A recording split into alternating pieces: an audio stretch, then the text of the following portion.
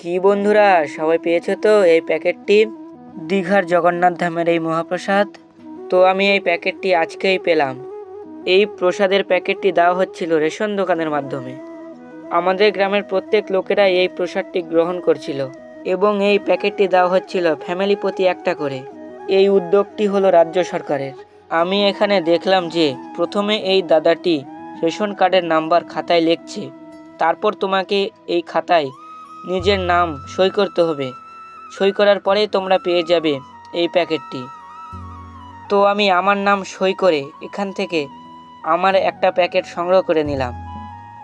তারপর এই প্যাকেটটা সংগ্রহ করে আমি সিধাসিধি বাড়ি চলে আসলাম। প্যাকেটটা কিন্তু অনেক বড় ছিল। চলো বন্ধুরা, এখন প্যাকেটটা খোলা যাক। তো প্যাকেটটা খোলার পরে দেখতে পেলাম প্রথমে এই দীঘার জগন্নাথের এই ফটো বা কার্ডটি। তারপর দেখতে পেলাম এই একটা গজা। গজার পরে ছিল একটি সন্দেশ।